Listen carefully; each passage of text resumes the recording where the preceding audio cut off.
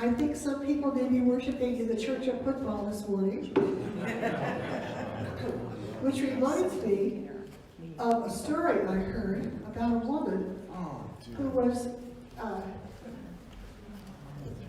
at the Super Bowl, and the place was absolutely packed, thinking with people, and she had the only open seat next to her. And a man was walking up the aisle, and he saw her, and he said, "Ma'am, I noticed that you have a spare seat next to you." And I'm just wondering about it. She said, "Well, my husband and I used to go to the Super Bowl together every single year. And he, unfortunately, has passed away." And the man said, "Well, couldn't you find a friend or a relative to come with you to the Super Bowl this year?" She said, "No, they're all at the funeral." Sorry,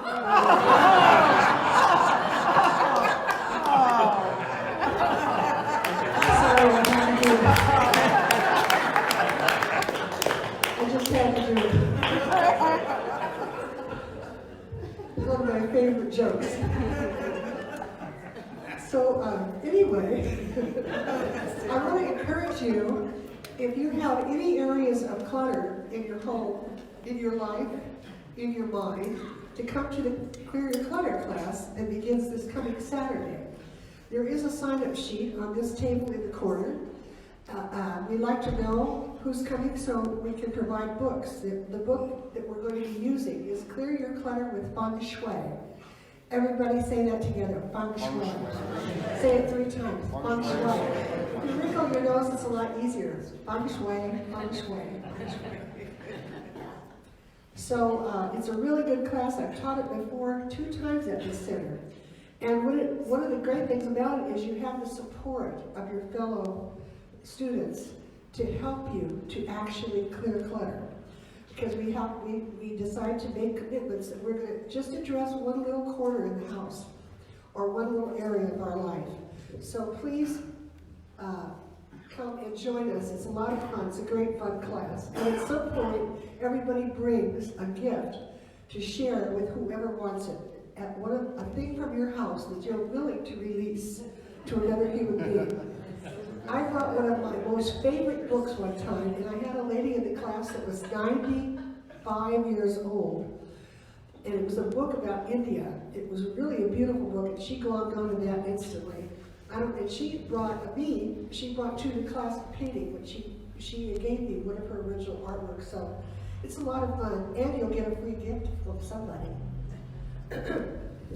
This actually is Black History Month, some of you may know, and all the colors of love is supposed to be the theme for the month, the whole month, but I decided to use it as the theme for my talk this morning. I'd like to start with a quote by Martin Luther King Jr. He said, "I believe that unarmed truth and unconditional love," let me say unconditional love, "will have the final word in reality. That is why right, temporarily defeated, is stronger than evil triumphant." I think that's a beautiful quote. And I recall seeing a film on the efforts of African Americans to register to vote in Alabama at one time. The police were out with their dogs and the firemen with their water hoses, all to keep a line of Black Americans from registering to vote. These folks were led by Martin Luther King Jr., and there was a step leading up into the voter registration office on which was an angry and hateful-looking man. As Martin Luther King Jr. went up onto that step and informed the man that the people with him intended to register to vote, excuse me, the man hauled off and punched Martin Luther King Jr. in the face, knocking him to the ground. He got up, brushed himself off, and once again stepped up onto the platform where the white man still stood blocking the entrance. He looked into the man's eyes and he said, "You are my brother, and I love you. Nothing you can do will make me hate you." And when the man heard those words, tears began to run down his face.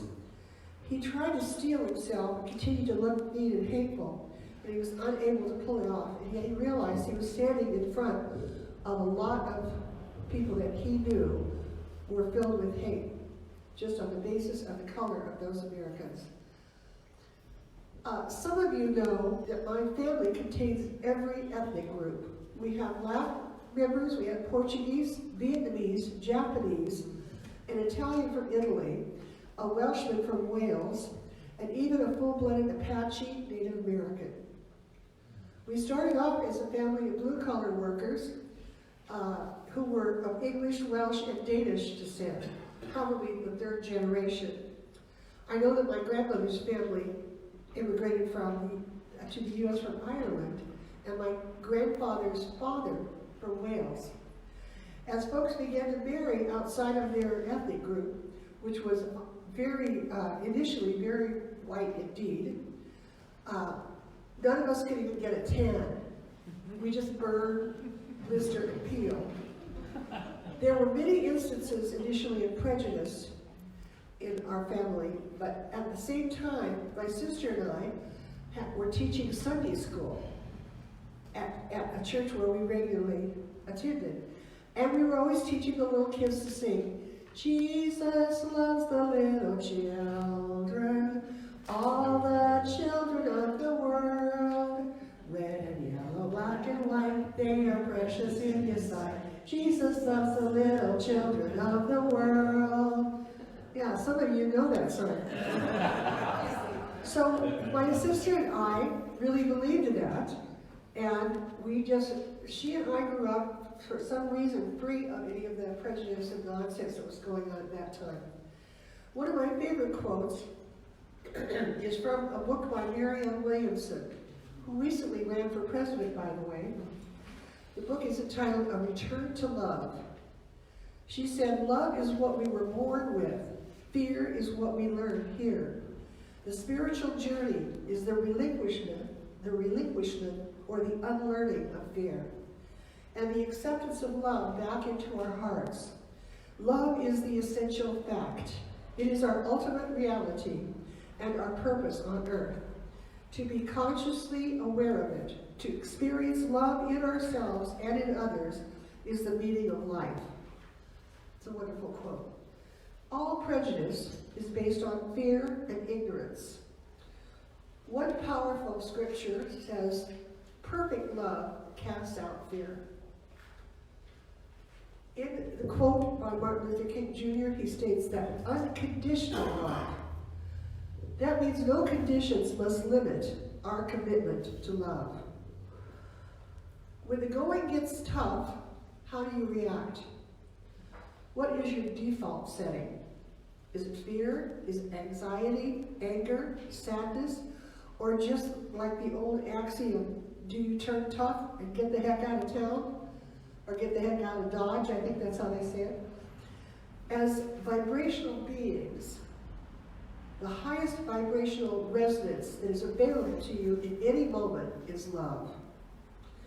If you can open to that love in the midst of life's ups and downs, how much more grace and ease would flow through you to others, to your spouse, to your children, co-workers, and to your spiritual community members, to yourself. As challenges arise in our experience, our tendency may be to close off or shut down. We may feel the need to protect ourselves from a person or a situation or an experience. Our conditioning around self-preservation can be so ingrained that sometimes, even when we are being offered the greatest love of all, we put up barriers to protect ourselves.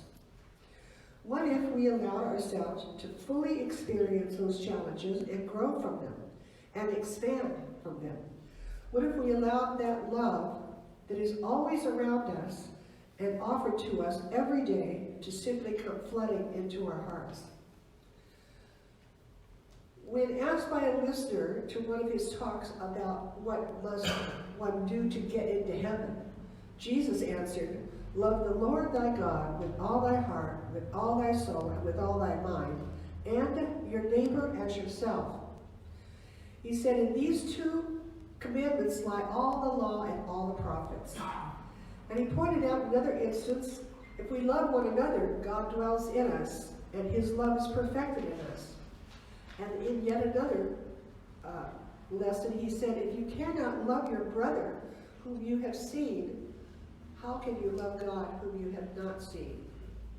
Because he was speaking to a lot of people that were hypocritical in the sense that they thought they were priests, and they were rabbis, and they were the uppity ups of society, and demanded to be respected, and yet they could not love their brother. So how loving are you? And I'll include myself in that. How loving am I?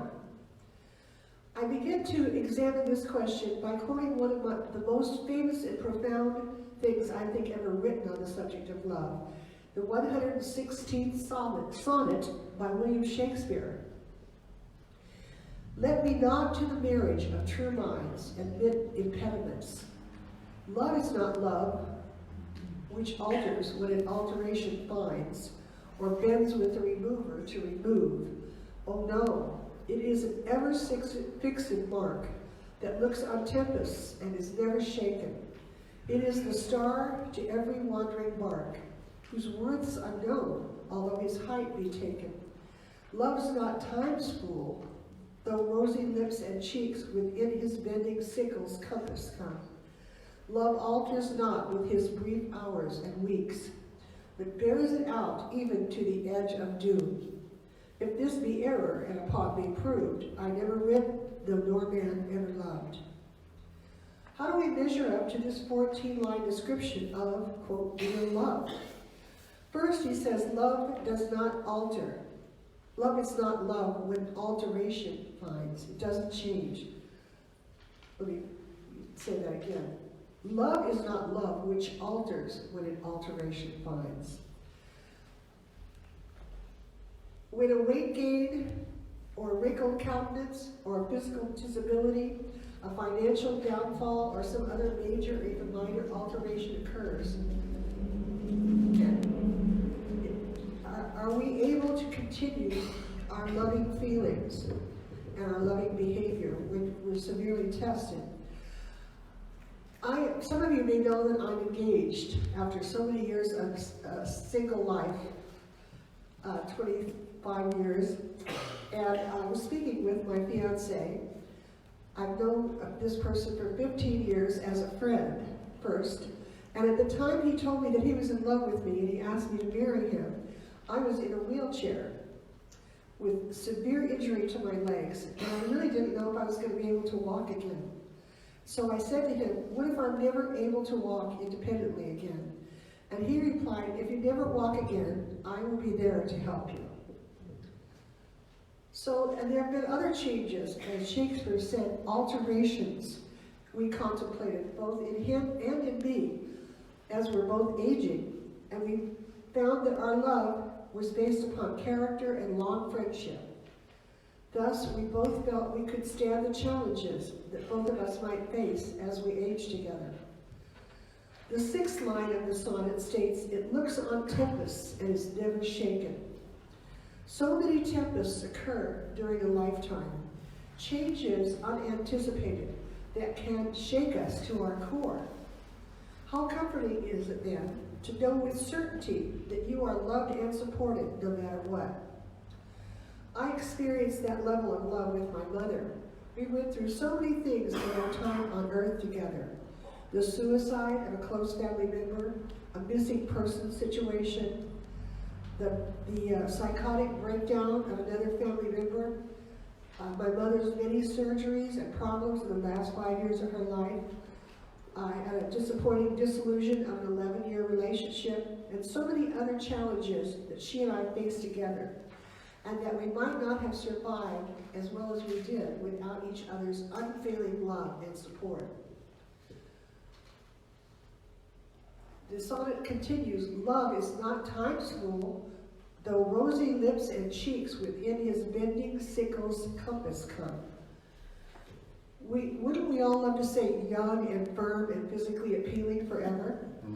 I wonder how much money is spent annually for plastic surgery in this country, aimed at accomplishing just that.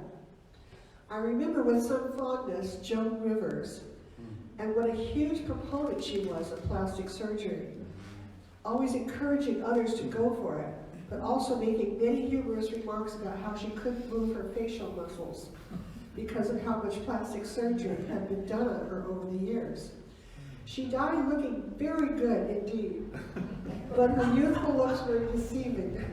Age still took its toll. Two of my major spiritual mentors left their wives many years when they hit male menopause in their 50s. And they both ended up divorcing their wives and remarrying younger women. This was quite shocking to me. They were both highly respected ministers, and the shockwaves went throughout the entire organization. How could such faithful teachers of spiritual principle act against their own teaching? If only we could be completely true to our vows of love.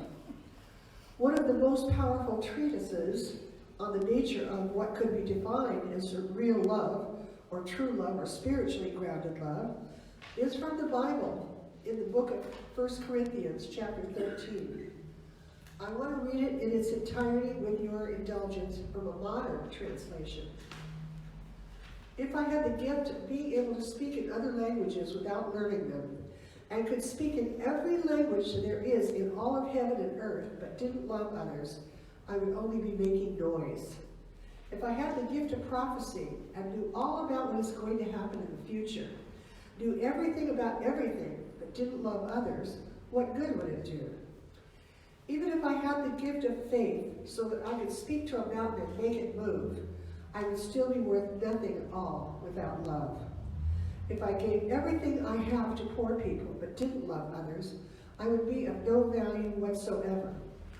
Love is very patient and kind, never jealous or envious, never boastful or proud, never haughty, selfish, or rude. Love never demands its own way. It is not irritable or touchy. It does not hold grudges and will hardly even notice when others do it wrong. It is never glad about injustice, but rejoices whenever truth wins out. If you love someone, you will be loyal to him no matter what the cost. You will always believe in her, always expect the best of that person, and always stand your ground defending him or her. All the special gifts and powers from God will someday come to an end, but love goes on forever. Someday prophecy and speaking in unknown languages and special knowledge, these gifts will disappear. There are three things that remain: faith, hope, and love. And the greatest of these is love. That's from the Living New Testament. So how do we measure up in our so-called loving relationships? To our children, our spouses, our friends, our community? Right off the bat, this passage calls upon us to be patient and kind. Even when dealing with people we define as difficult or even destructive, how well are we able to maintain our loving nature with them, even while they struggle with their own behavior? We sang this morning to our dear new member, Gwen, "You are the face of God." I remember one of our ministers, Helen Street, in our organization, used to say whenever she had to deal with somebody that was difficult, she would say, "Good disguise, God, you almost had me fooled." And Mother Teresa is famous for having said, when people asked her, "How can you pick up somebody that's all dirty and lice-ridden and filled with disease and poverty, and off the street and take them into your own home and nurse them back to health?" She said, "Well, it's just Christ in one of his many distressing disguises." So sometimes we run into people with a distressing disguise. Their sacredness is almost invisible. Are we able to really bless them and to maintain our loving nature with them? What about the qualities and behaviors associated with jealousy and envy?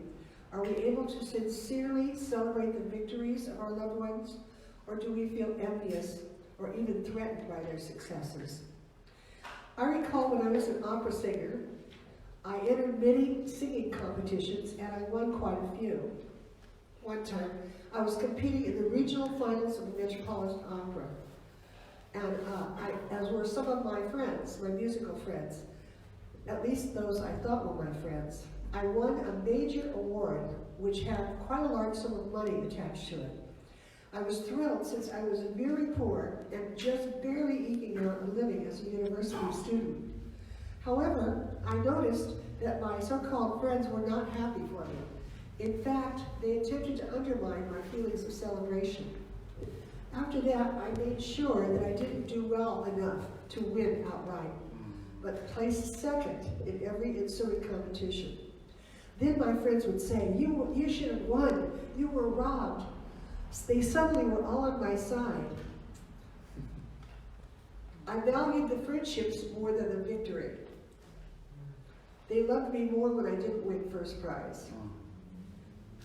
One competing singer even said to me, I don't see what the big deal is about you. I have better high notes. Love is not selfish, doesn't demand its own way. One of my favorite spiritual teachers by the name of Kathleen Speaks designed an 8-point plan for living. Meditation on a spiritual passage, repetition of a mantra, slowing down, one-pointed attention, training the senses, putting others first, spiritual fellowship, and spiritual reading. He stated that putting others first is about putting the welfare of the whole first, in which our own is included. When we change self-centered ways of acting, speaking, and thinking, we become flexible and loving. Our relationships will deepen, and we'll find greater peace of mind. With effort and time, it becomes a conscious practice, which means we must pay attention and listen deeply to others in order to perceive what serves the highest good of all. If we can establish peace in our hearts, return love for hatred, and live for the welfare of our family and community, we have changed the world picture. Love is not irritable or touchy. It does not hold grudges and will hardly even notice when others do it wrong. Now here's something we all need to pay attention to. Do you hold any grudges? Are there any people or acts which you have found impossible to forgive or let go of?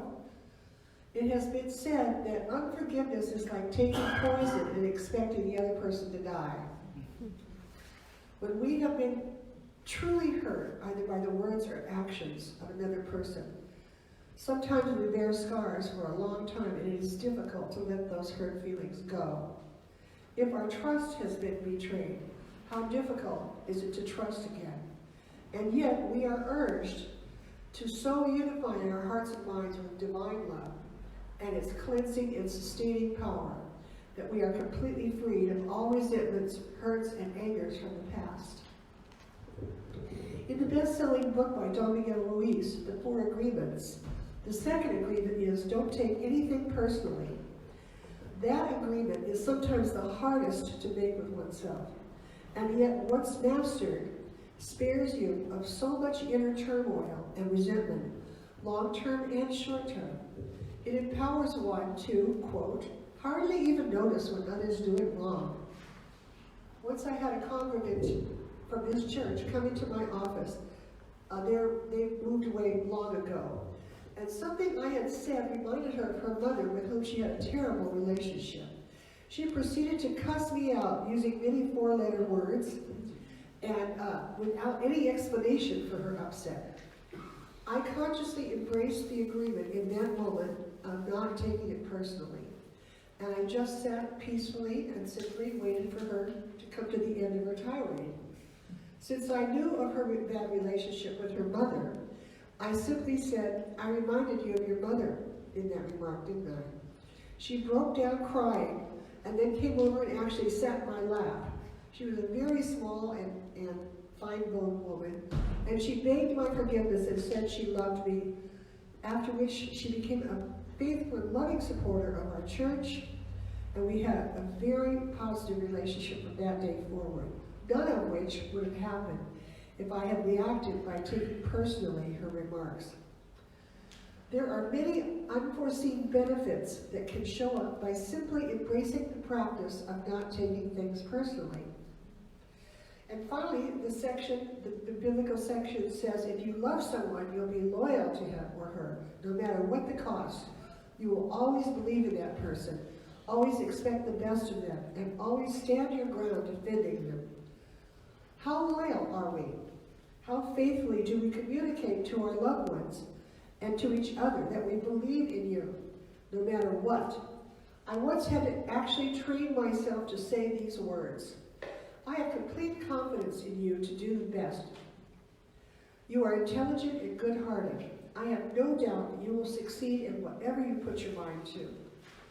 This was in relationship to a relative that was seemingly always messing up and having a terrible time with self-confidence due to their many failures. No matter what, I always affirmed their intelligence and ability, but it was difficult.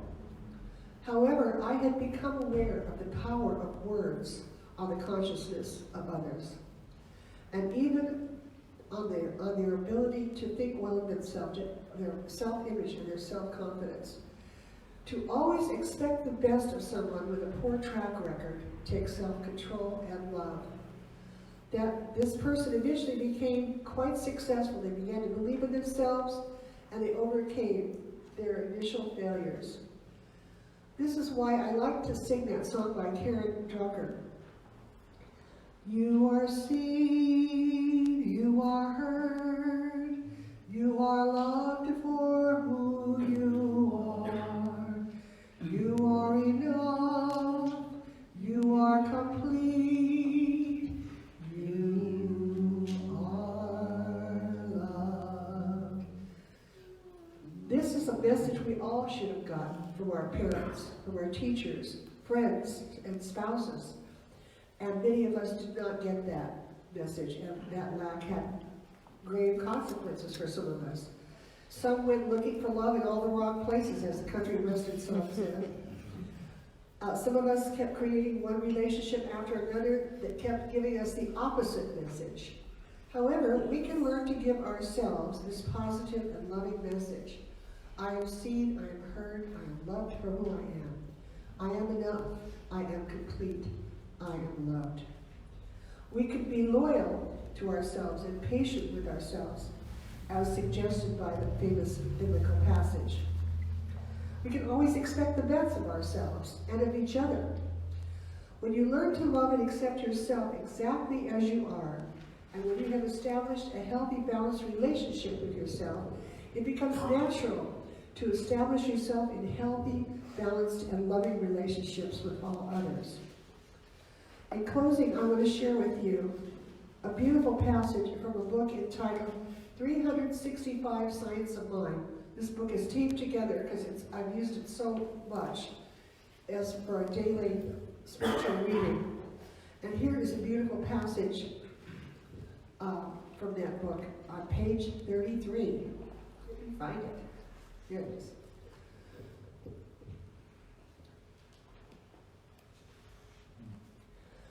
Every heart responds to the warmth of love. Every mind yearns for its embrace, and no life is complete without it. Love really is the fulfillment of the law of good. Love alone can heal the world and enable people to live together in unity and in peace. Believing that love is the great lodestone of life and that love alone fulfills the law of good, quietly I say to myself, I believe that God is love. I believe that love is at the center of everything. Therefore, I accept love as the healing power of life. I permit love to reach out from me to every person I meet. I believe that love is returned to me from every person I meet. I trust the guidance of love because I believe it is the power of good in the universe. I believe that love is flowing through me to heal every situation I meet, to help every person I contact. Love opens the way before me and makes it perfect, straight, and glad. Isn't that beautiful? So I encourage you to embrace love and all the colors of love. And when you meet someone that challenges you, simply say to yourself, good disguise, God, You almost have me fooled. Let us let's center ourselves for a moment of prayer. We know and believe that there is one power in this universe. That power is love. And that power is the greatest power and the only actual power, that everything else must revolve around love. Every situation that needs healing can be healed by love. We join as a community together. We have faced challenges this year, but together we love. We love one another. We love our center. We love the mission of our center, which is to awaken all of humanity to its spiritual magnificence, to the truth of the love within us. And we know and believe and bless each and every person here and in our lives, whatever person we may meet, even in very small ways, whether it's in a grocery store or passing someone on the highway. We bless everyone. We know and believe that the final triumph over all situations will be love. So we say thank you for this truth. We unite with it, we unify with it, and we know that we are one with it. And releasing this word into the creative law of mind, we say together, and so it is. Thank you for your attention.